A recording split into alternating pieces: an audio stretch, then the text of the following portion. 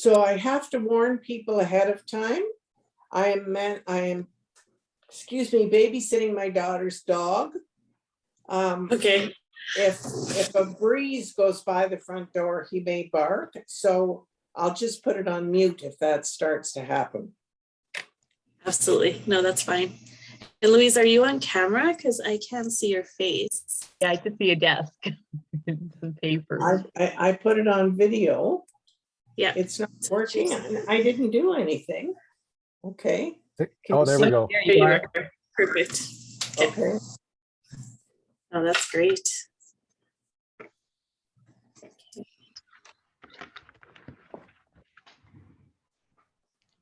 So if everybody wants to go on mute, it might be easier while I do the intro, because that'll take a little bit of time. And then once I call you guys, you can go unmute yourselves.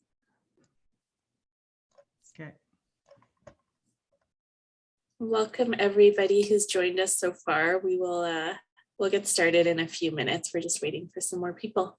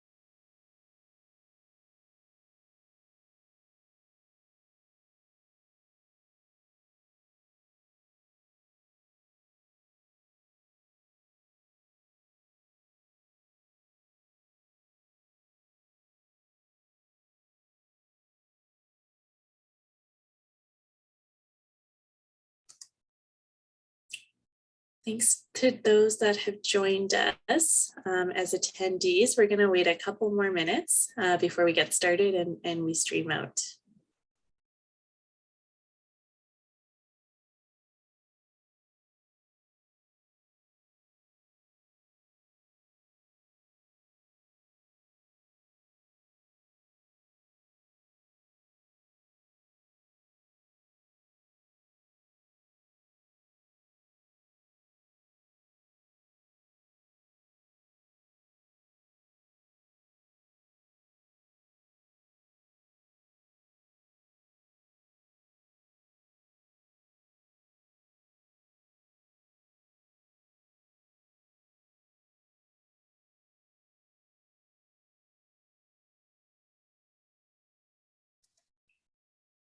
All right, well, it's 12 o'clock and we have a lot to talk about in this hour. So we will continue to let people in, but wanted to get started as soon as we can so that we are done on time, because we are cognizant of everybody's time and that this is your lunch hour and you have to get back to work probably at 1 o'clock. So good afternoon. It's my pleasure to welcome you today to our webinar on Women in Philanthropy and Legacy Giving, which is sponsored by Boys and Girls Club's Big Brothers Big Sisters Children's Circle program. My name is Denisha Balu-Shibji, and I'm the Manager of Development and Communications with BGCBigs. I'm also very proud to moderate today's session. I thank you all for being here today for this important conversation, and I'd like to just share some housekeeping items.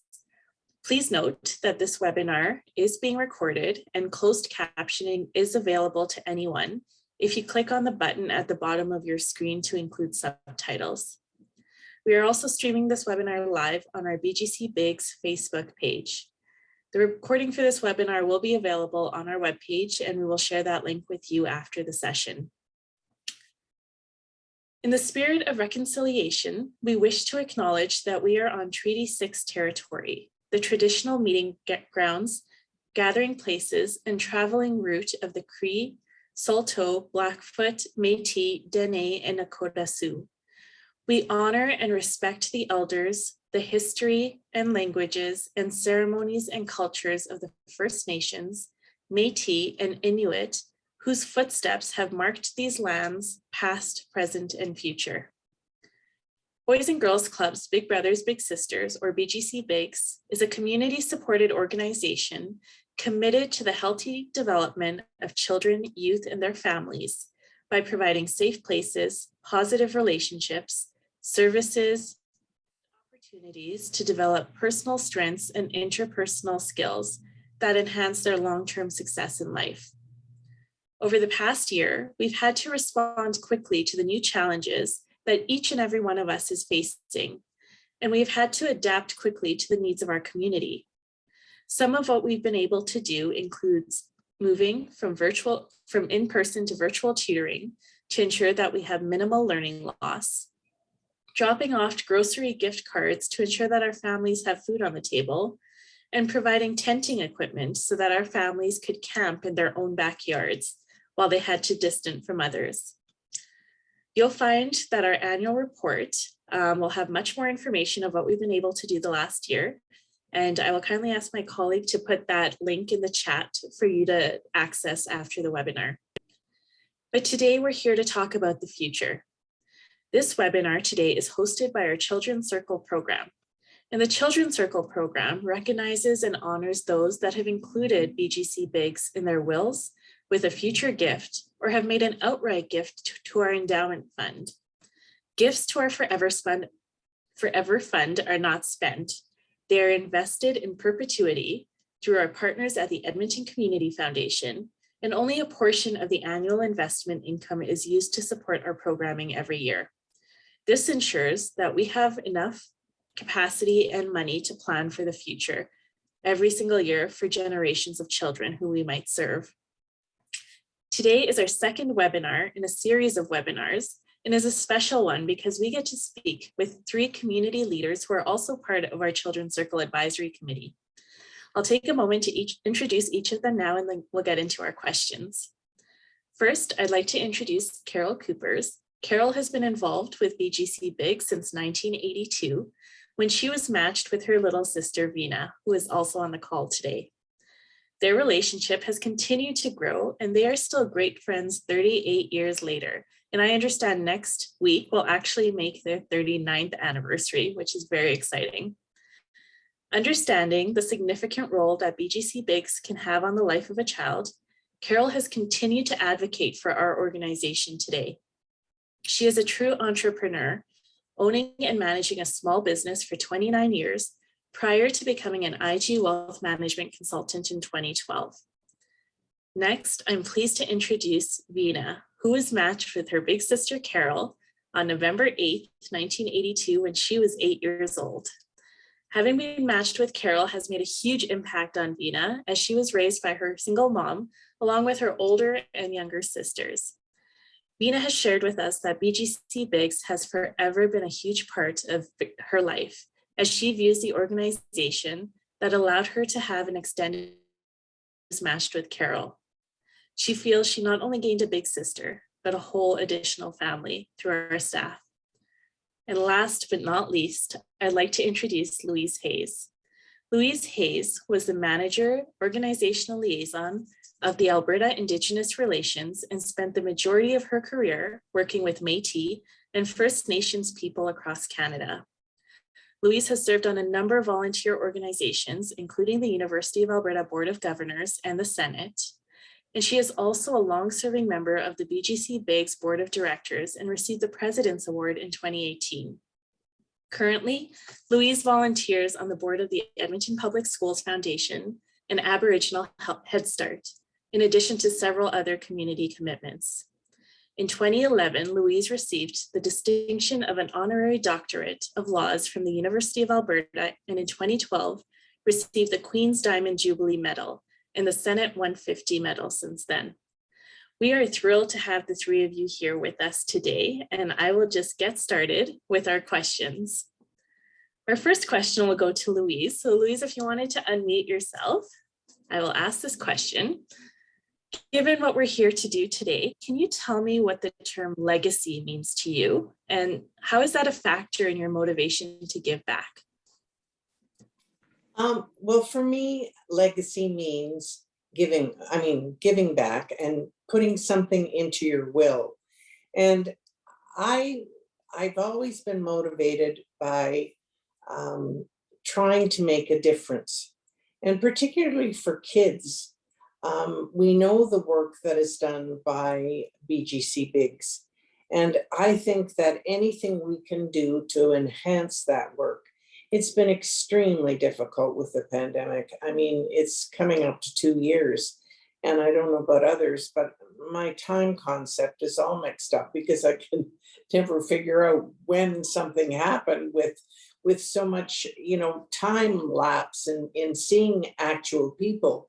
But there's been, I think we're going to be facing new issues with the people that we currently serve. And so I think that anything that we can do to increase, we need people power, but also we need money to be able to achieve the objectives that are set out for us. And I don't think there's a better way than doing it through this organization. Thank you so much. That's a great start in terms of what legacy means, and really what you said in terms of dollars and fundraising and how important that is in making an impact in the future. I find that oftentimes people get scared away by the term fundraising, and there needs to be a lot more education to the public around what does that really mean. It's not about admin or overhead, but it's really about making an impact for the future. And legacy giving allows us to do that in a planned way. So we're not just doing this for a day-to-day and just surviving, but we're actually being proactive and thriving in terms of what future means. That's wonderful, thank you. And I think that's a good little segue into impact. And I will ask Carole my next question, because I think we'd love to learn about your experience and Vina's experience. You've been in each other's lives for almost 39 years now. Can you tell us, Carole, from a big sister perspective, a volunteer perspective, what motivated you to join us as a big sister, and what have you gained from this experience? Thanks, Janisha. I was motivated at 20 years old by a TV commercial that my mother saw at that time. And she thought I would be a good big sister and thought I had something to offer. Being the baby of the family, I was very social and I liked to keep busy. And I thought it would be fun to spend time with a little sister and meet somebody new. I was always really crafty and liked to make things. So Vina and I, in those early years, so I was 20, she was 8, we spent years playing board games, baking, making chocolates, ice skating. I taught her to sew, I taught her to crochet. I just had a little buddy to do all these things with and share all these experiences with. When I was 22, I started a business, a retail store, and Vina's first job was working part-time in my stores. And I watched this painfully shy little girl get nudged out of her comfort zone and grow into this amazing, confident woman by being shown that the world was not a scary place and people were just people, that we were good. You just had to, talk to them and learn that. Since she was 8, I was 20, we really grew up together. Here we are 39 years later, and we have been through absolutely everything together. Marriages, children, grandchildren, deaths, career changes, absolutely everything. We've been side by side for all this time. And we will be going forward side by side because that's who we are. So thank you. Thanks, Carole. I love listening to your story, and I've listened to it a number of times, and I know I'm going to get emotional. I know I see Vina already getting a little bit emotional, but I'm going to ask you, Vina, from your perspective, share with us how you got involved, why you became part of the agency, and how you met Carole, and just your whole story with Carole. I'm sure everyone would love to hear how that came about. So My mom had left my dad with nothing but the clothes on our backs when she left to get out of a domestic violence situation. And she had no family here, and probably the same commercial that Carole's mom saw, my mom saw. And so she called them up, and each of us ended up with our own big sister, which was great because it meant one-on-one time. I learned everything from Carole. I learned how to sew. I learned how to bake. I learned about a different culture. My family is from Trinidad in the Caribbean, so Carole's Ukrainian. I learned how to do a Ukrainian Easter egg. I had my first burn and Carole freaked out thinking she was going to get in trouble. We got burned by the wax, and I was scared I wasn't going to get to see my big sister anymore. But I agree, we've been through everything. I remember one time, even as a little girl, I was out with my big sister and my dad walked right past me and didn't even recognize me. And I was with Carole, and it wasn't that I had to go home and talk to my mom to be comforted. My big sister comforted me, and it was like, that person may not be there for you, but I felt constantly loved and appreciated and acknowledged by family, and Carole is family to me. We went through death, and that was really hard because we lost her mom in December of 2018, and I took that hard because her mom was pretty much a grandmother to me. And then just in February of 2019, then I woke up to my husband having a heart attack in bed and passing away at home. And I remember they were trying to resuscitate him, and they kept saying, is there somebody you can call? And then the first person I actually called was my big sister. And she was there when they had to tell me that they were going to stop trying to resuscitate him. And she sat there with me while I said my goodbyes. And she said to me, do you want to go home or do you want to come home with me? My big sister, even though she was struggling with the death of the loss of her mom, was there for me. And then just a few months later, we lost her dad.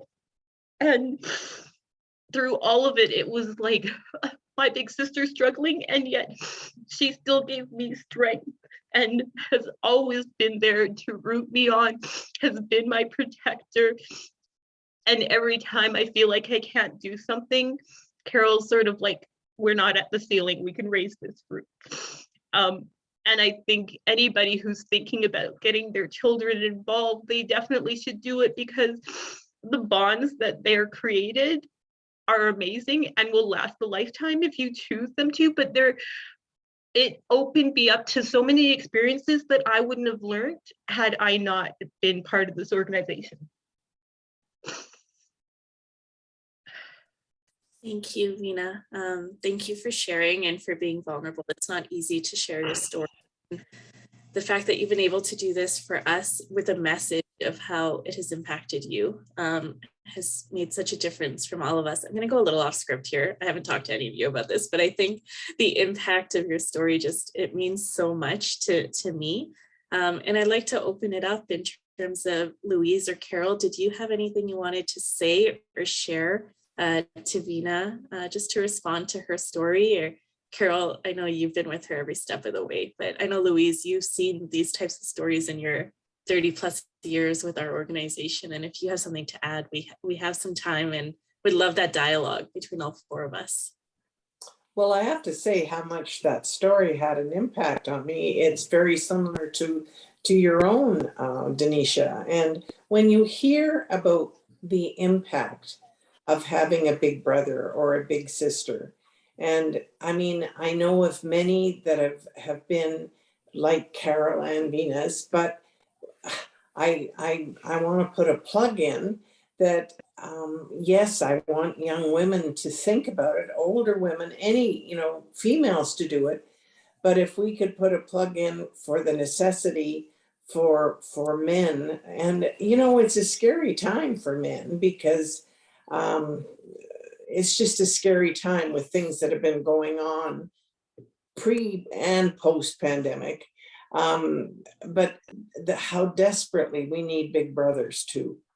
And we've heard firsthand what an impact the relationship with these two ladies had. I mean, when you consider it's almost 40 years, but you are family then.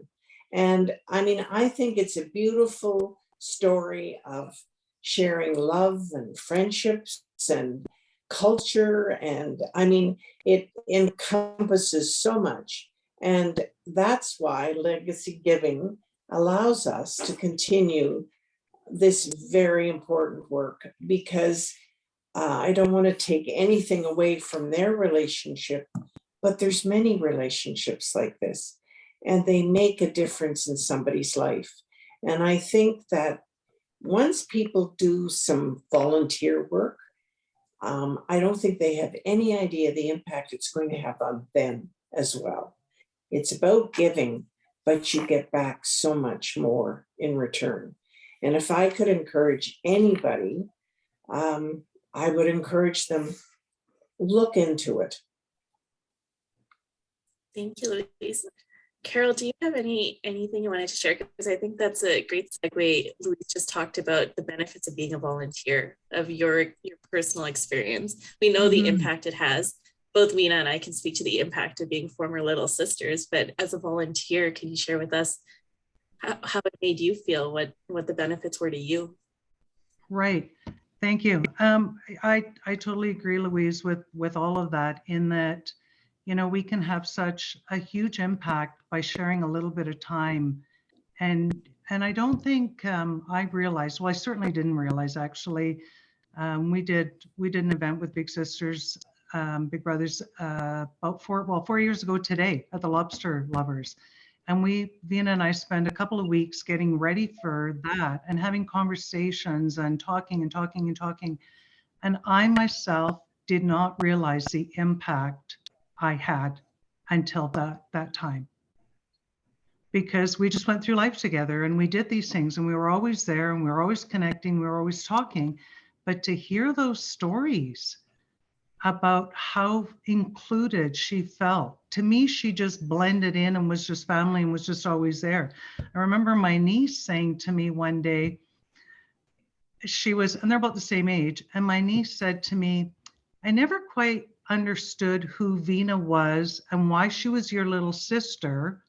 I just knew she was, because she was little at the time. She was like, I never got why this other person was in our family, but you know, she was an adult before she realized that who this was. It was just my little sister. So she came to those family events. She was there for that.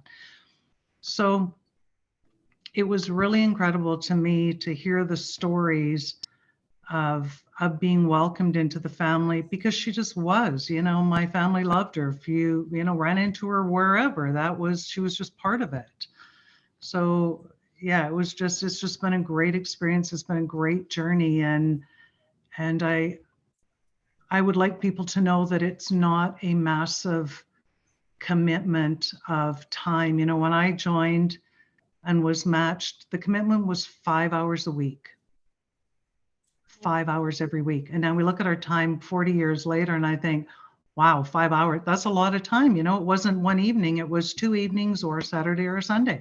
And we made it happen, you know, and I know that there's lots of things going with the clubs that are happening, the mentoring and that commitment doesn't have to be that. Whatever it is, you can have an impact, big or small. Just do it. Just get out there and get involved in any way you can, as little or as much as you can. I think it comes in many different ways. And it is rewarding to see this and to know that you enjoy somebody and you've had an impact. Yeah. Absolutely. Yeah. And you're absolutely right. Five hours a week right now, to me, seems like so much time. Could be a part for a young person, really, 5 hours a week right now.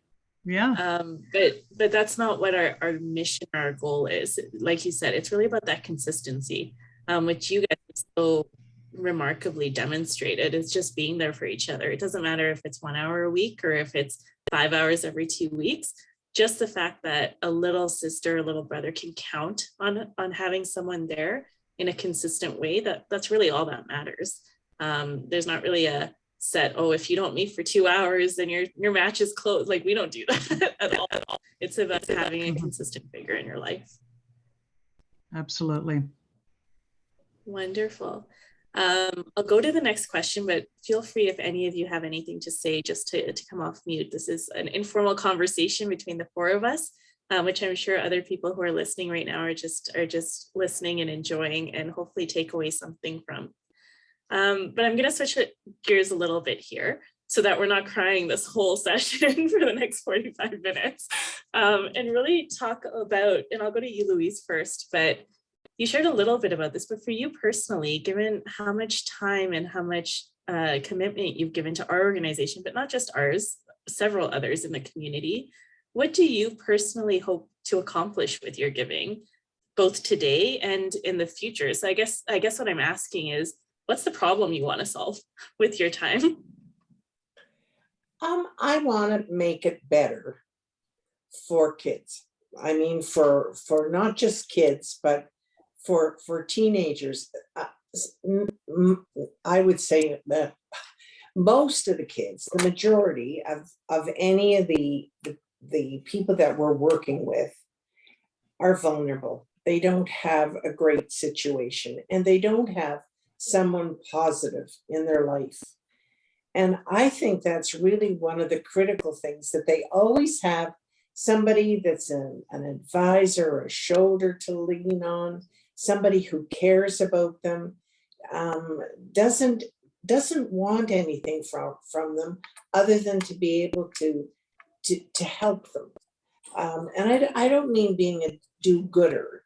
I mean just that you care about an individual. And I know the rewards are greater than any of the giving on your own part. The rewards that, I mean, I don't think that we could talk to a big sister or a big brother that wouldn't tell you, this made my life richer, and made my life better, and made me understand what doing something for somebody else, how that affects you. And I think it's a positive all around.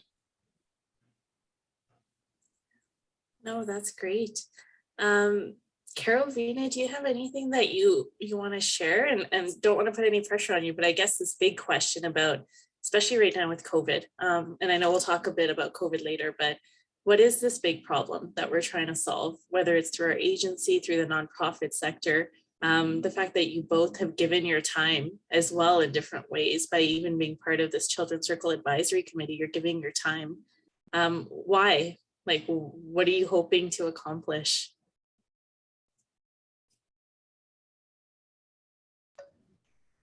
Yeah, I'll speak on that. When I think about who's been most affected by COVID, I believe it's the children and the elderly living in isolation that have really been affected the most. Children really need interaction and community and support to learn, to grow, and feel like they belong to something. And it's really, I would like to see that BGCBigs can get back into full swing with their after school clubs, and that the bigs and littles can start spending more time together. Knowing firsthand what a difference that this all makes in the development and growth of a child, I hope we can get back to those interactions soon. You know, philanthropy comes in so many different ways. And like Louise says, people think that it's money, and yeah, it does take money to staff these places and support these places and keep the wheels moving. But philanthropy comes in many ways, and realizing the magnitude that you can have on somebody's life is unbelievable. I'd like to see people consider becoming involved in the mentorship program and consider being matched. You know, there's lots of excuses and lots of, you know, we're all busy. Everybody's busy. Can't try and find somebody you meet who's not busy. We're all busy, but you're not too busy. You're not too old. I hear that too. You are not too old. And yes, you have something to offer. A small commitment of time can have a huge impact on the life of a child. These children on the wait list, I know some of them are waiting years. I've seen ads and whatnot. They're waiting years to be matched with a big who will be their special person, to just be there for them, to lend an ear. And really, I think all these kids want is to feel like they have somebody that listens and know that they matter to somebody. That's all they want. They want to know that they matter. And I think we can all give that, right? That's where it's at. Thank you. Thanks, Carole.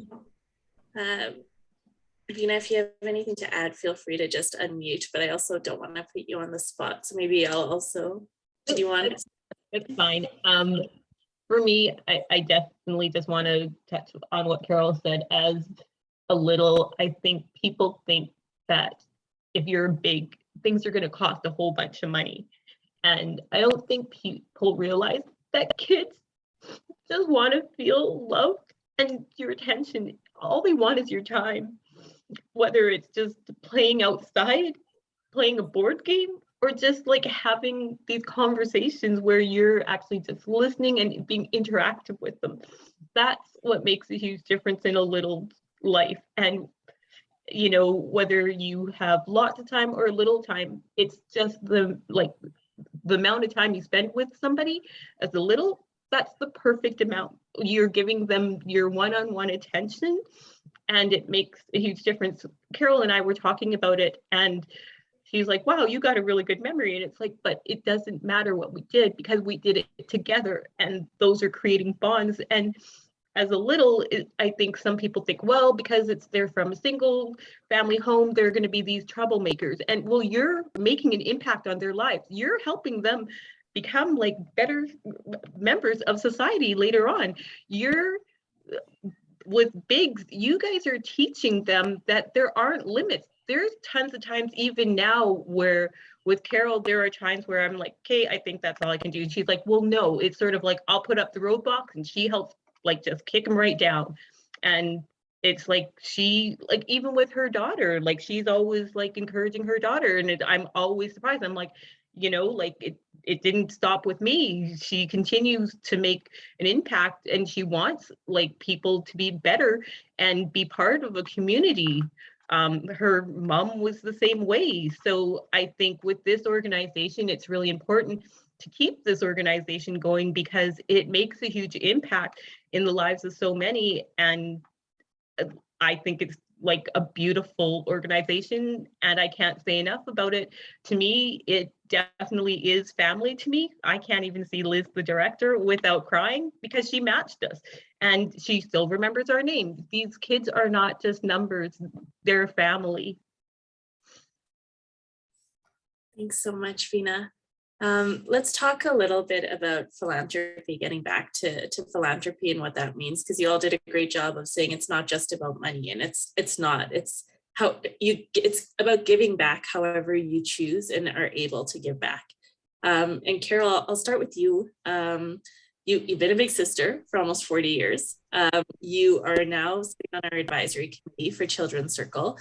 You have sponsored our golf tournament. You've continued to stay part of our organization in so many different ways. Why do you keep coming back? Well, I keep coming back because I want it to keep going on. I want this agency to continue forever. I keep giving back to the golf tournament. I love going to the golf tournament every year. I sponsor Hole, as you know, and I love to see the people that come through that, because it feels like a family there even. You know, you get to see the same people, or some of the same people, the same faces. It's people that come together for a common goal, and that is for BCGBigs. So it's neat to see some of those people come through. It's good to have conversations. It's good to see the littles be involved, you know, coming around, giving cookies out and whatnot. The kids get involved in it. It's really a fun day. But the biggest thing about it is I know it's one of the largest fundraisers. So by being a part of it, I know that I'm part of the income, earning the income, helping earn the income that helps keep the agency going. So my little part in that day, I know, brings in and helps support that common goal. I know that it goes to help with the after school programs. And I think there's just so much work that's done, so much good work that's done. Somebody needs to keep talking about it. It being a part of the children's circle, I like this because it gives them the opportunity to be involved, to have a voice in how we can all team together and continue this legacy going and get ideas from each other, and even sharing and having conversations with other people. It just opens doors and it opens conversations. So for me, that's part of it, is to just keep the story going so that people know it exists, because we can't afford TV advertising anymore and people don't even watch TV anymore. So how do we get that message out to let the littles know you're there, and let the bigs know that we need you? Absolutely. No, that's perfect, because you make me laugh, because I don't even know many people who have cable TV anymore, right? Like, you have Netflix, you have, but you got no commercials in between shows. Yeah. So definitely the market has changed in how we communicate out. Yeah. And for children's circles specific. Yeah, sorry, go ahead. No, but that communication is so important. Anybody on this webinar today, if they go out and tell 3 other people about it, and it possibly encourages somebody to either get in touch with you or get in touch with, just phone in to see what they could do. I mean, that's what we've got to get, is the message out. And also that in terms, and I mean, Carole touched on this too. Philanthropy is many things. It's time, but it is also money. And maybe it'll encourage, because I think many women don't think about money issues as early as they should. And whether it's talking in their bank or that they come and talk to you about the kind of things they could do, if they learned the impact very early on, it could make a big, big difference. And I always remember somebody who had been helped and they didn't have very much money. And she said, yes, but what I do donate is 2 lattes a week. And that's okay for me. And I said, yeah, but it's the doing of it, not necessarily the amount. And if everybody in Alberta gave $5 a week, I mean, think about the money you'd raise. You don't have to be rich to give, and I'm talking rich in cents of dollars. It's the doing of even a small amount. And I think by having a follow-up conversation with you about how they could get involved would be wonderful. Or, I mean, anybody wants to talk to me about how good you feel yourself when you know that you could possibly have an impact. And it's a good feeling. It's nice to be nice. It makes you feel a lot better. It does. Thank you. Thanks, Louise. That really goes in well with the next piece around, and I'll ask Veena this, but before I ask you, Veena, I'll share a little bit about the different ways to give, because Louise, I think you did mention it. You don't need a ton of money to do it. When we talk about children's circle and planned giving or legacy giving, a lot of people get scared because it's a sensitive conversation, right? You're thinking about end of life, death. What does that mean? And just last month, we had a conversation with 3 millennials who are part of our advisory committee about thinking about these things a bit early. And it's not about mortality, it's about legacy. And what do you want at the end of your life to have been known for? And what legacy do you want to leave when you're gone that will serve hundreds of thousands of children for years, forever, essentially, after you're gone? I know for me, when I turned 30, which was a few years ago, I looked into how could I give back, because I'm not making a ton of money. And the Edmonton Community Foundation actually gave me an option to donate about $100 a month from my paycheck. And they opened a fund in my name. And I included my mom and my sister. And I had up to 10 years to make the minimum before they would start giving to the charities, including BGCBigs, the interest in perpetuity. And so I was like, I can do this in 10 years, raise $10,000. And there were so many creative ways to do that, where every time I had a birthday in those 6 years, I asked people to donate to my fund instead of giving me a gift. And I was able to raise that 10,000 in 6 years. And it was to the day that I started the fund 6 years later, where I got a letter in the mail saying, you reached your 10,000 and now we can start giving back to the charities that you identified were important to you. And for me, like 10,000 might seem a lot, but over 10 years, it's not that much. It's $100 a month if you can do it. And you don't have to do it by yourself either. You can do it with friends, you can do it with family. This can be a group endeavor where you're connecting with each other. So I think that's one way you can do it that not a lot of people know about.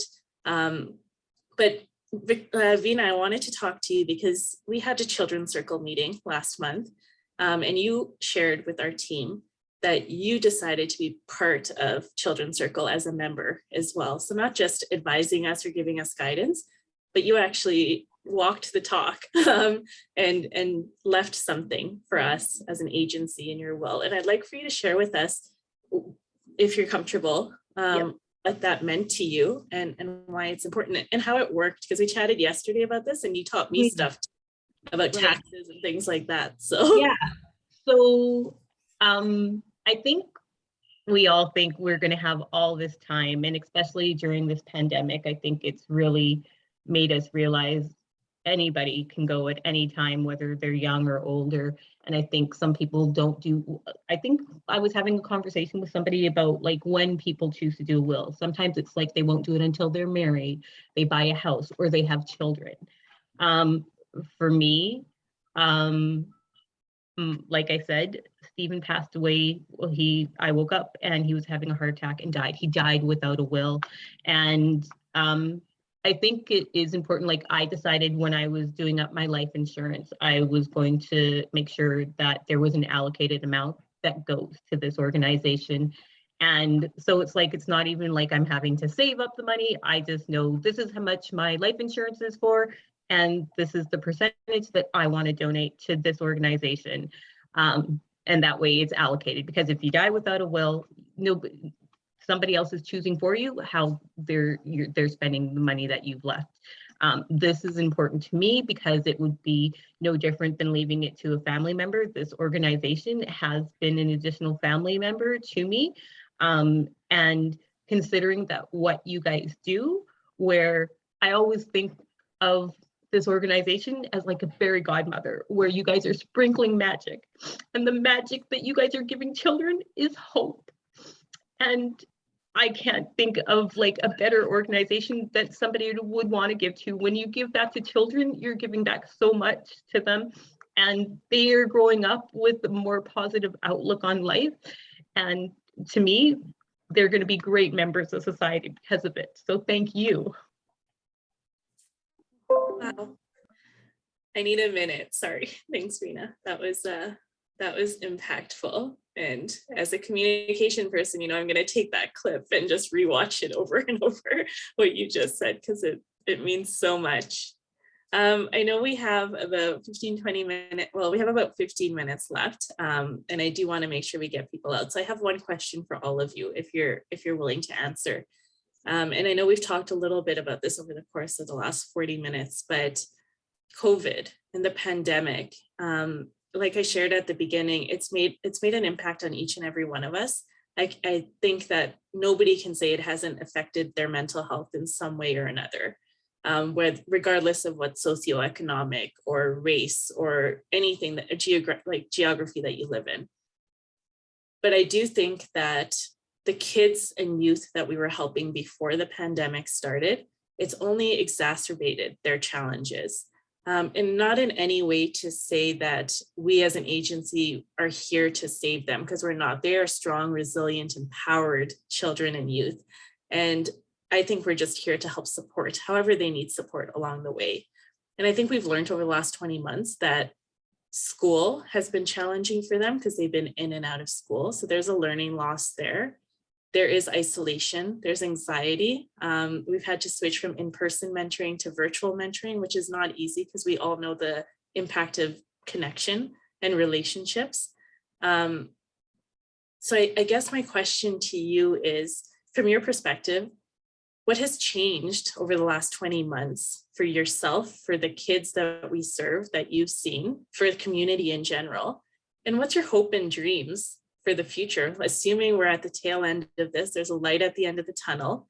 Hopefully there's the term post-pandemic will be clear and we're going to get out of this. What's your hope and your vision for our kids and families when we get to that post-pandemic state? Louise, maybe I'll start with you.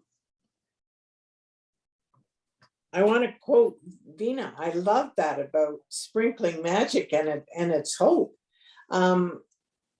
That's what I would hope for the kids that have, for want of a better word, fallen by the wayside. You know, that they've either gotten depressed or they've, you know, their home situation is worse, or that something untoward has happened to make their life not really full of hope. That once we are post-pandemic, that we can connect with those children, you know, either in the centers or with their big sister, to have those in-person visits. Because I think that every one of us can say we've missed that human contact. You know, whether it was a hug when you saw your best friend or a parent, or that human touch has been missing, that connection. I mean, I got so excited the first time I was actually with a few more people than myself or my daughter, because, you know, you're limited to who can come in your home. And I think that reconnection to people is going to be critical. And I think that, you know, the sooner this is over, the sooner we'll be able to do that reconnection. But that's, I think, been the biggest impact is, you know, I mean, sure, I think people are working harder because they can have five Zoom calls in an afternoon, whereas maybe before they might have been able to work in 2 meetings with travel times. So I think that the fact that there'll be somewhere for the kids to go, it's safe, they're getting some food, we're building up that resilience again. And that's, and restoring that hope, because I'm sure some of the kids are just down in the dumps about what's happened. It just hasn't been a fun time. Yeah, absolutely. I can say I've been down in the dumps more than once over the past 20 months about what's happened, and it's been really difficult. And I'm fortunate that I've had support of my family and my husband and my friends, even if I couldn't see my friends in person. But there are a lot of these kids, even some newcomer immigrant kids who have been here maybe a couple of years, that don't have those supports. Their families don't have those supports. So where do they turn to then? Same question for Vina and Carole, if you would like to answer it, around what's your hopes and dreams after post-pandemic? Sure, I'm totally with you, Louise, in that this has been such a crazy ride, and I just can't wait for all of us to get back out there, especially the kids. You know, I touched earlier on the children and the elderly. You know, when you're an adult and you've got your own children at home and you've got a spouse or a partner or whatever, you know, you've got that communication, you've got somebody there for you, but these kids don't. And I think it's going to take a while. They need to get back out there. They need to learn to build those relationships. I was having a conversation with a young adult the other day, and we were talking about, you know, going out and building those relationships, working to even feel like it's normal, because it feels odd now to go out and be excited to see people or to meet strangers. And, you know, 3 years ago, you might have had a conversation with somebody in the line at the grocery store because it's just what you did. And now it's kind of weird because, oh, I don't know, you know, we don't talk to each other. We walk down the street wearing our masks and we just look at eyes and we kind of divert, or we cross the road when we're walking. And it's such, we've been programmed to be these isolated people. And we have to get back to being who we are, which is, we are built to communicate. We are built to live in community. We are built to support each other. And it's going to take some time. And kids are resilient, thank goodness, but they need to get back into the schools. They need to get back into the clubs and laugh and get those masks off and see each other laughing and see the twinkle in the eyes and, have the sneaky little faces, because that's how they learn and that's how they grow, by reactions and being together. So yeah, I can't wait for this to all kind of settle out, and our children and our elderly to get back involved with life, just living. Thank you, Carole. Veena, did you have anything you want to add? Well, I think pretty much with what the other women said, I think it's important. Me as a widow, I live by myself, and so I'm isolated all the time. I really don't go out much unless I really need to. Carole and I speak once a week just so that I am having some human contact. So I can only imagine what it would be for a child, especially when they're young. They want to be outside. They want to be playing with their friends. I love watching kids because they don't see all the things that we see. That they don't have limits. They just see a friend. They're out there and they're hugging.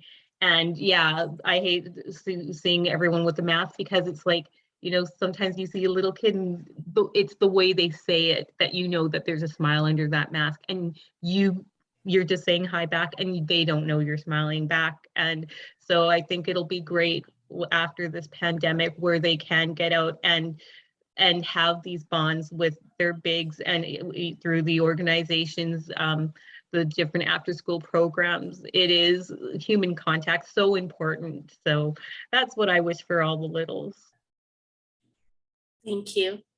Wow, that was a great conversation with all three of you. I really enjoyed this last 45 minutes, and I'm glad we were able to be very informal in our conversation and play off each other. So I just want to say thank you to each of you for your time. I know it wasn't just today, but just leading up to today, and having these thoughts and reflections about what you wanted to say today. It does take a lot of time, and being three remarkable community leaders and especially women, so grateful for each of you to take the time today to talk to us.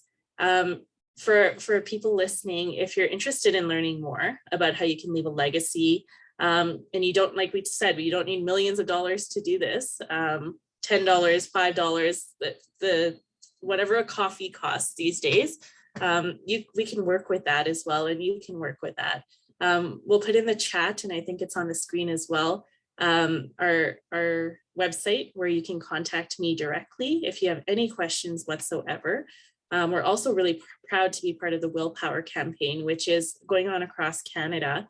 And really what they're trying to do is normalize planned giving and normalize this conversation around leaving a legacy. So if you go to willpower.ca, there's a number of charities, including ours, that you can look at what they're doing and the impact that they're making. And if it resonates with you, I encourage you to contact those organizations as well to leave a legacy. I'll end off with this because I do want to go back to the whole women in philanthropy and why we're here today and why we brought together these three smart, incredible women with us. The Association of Fundraising Professionals recently shared an article that said that women's wealth is rising. So their share of wealth has risen considerably over the past 50 years. And today they hold about 40% of the global wealth. Women hold this wealth. They're also more likely to give more. I think we've seen that today in our conversation. Regardless of income levels and generations, women are more likely to give and give more than their male counterparts. And they give differently. And I think we've also seen that today. Again, it's not just about money, but it's about time, it's about skills, it's about knowledge that they're giving. And again, they do so differently than men. And I think we can also say that dollars are being left on the table because we're not asking, and we're not having these conversations. There's many women out there and men who don't know that they have these options. Just my conversation with Veena the other day around, there's tax implications. If I don't dedicate a portion of whatever I leave to whoever will go to government when I can choose that it goes to a charity of my choice. people don't know that. So we need to educate and have more of those conversations. So we can't take that one size fits all approach when it comes to planned giving or fundraising. So we need to have these really critical conversations, especially now, like Vina said, with the pandemic, you're thinking about this a lot more, and maybe we're forced to think about it because of the challenges and the grief and trauma that COVID has imparted on all of us. But the time is now to have these conversations, because you don't want to miss out on having them. Or similar to what like Vina said, her husband passed without a will. My father was 40 when he passed away without a will as well, because we didn't have these conversations. And it's hard for sure for all of us, but they are sensitive, and we never ask for you to leave anything in your will or even how much you're leaving. We just ask you to think about who we are as an agency, and how you want to be part of that mission, however you choose to be part of it. So we wanted to say that we're just so proud to have these women on our advisory team. We have information on our website through Children's Circle, so please take the time to visit our website. You'll also see a couple of videos on our website, including Louise, where they talk a little bit more about why they give and their motivation to give and what is legacy giving, because we didn't have enough time to talk about that in detail today. So with that, thank you so much to Carole and Vina and Louise for your time. We really, really appreciate it. And we're so looking forward to learning and working and partnering with you guys moving forward over the next several years. And Vina and Carole, congratulations on 39 years together. That is so exciting. All right, well, thanks everybody. Have a wonderful rest of your day. And I hope this was a great lunchtime for you. Everyone. Great. Thanks very much, everyone.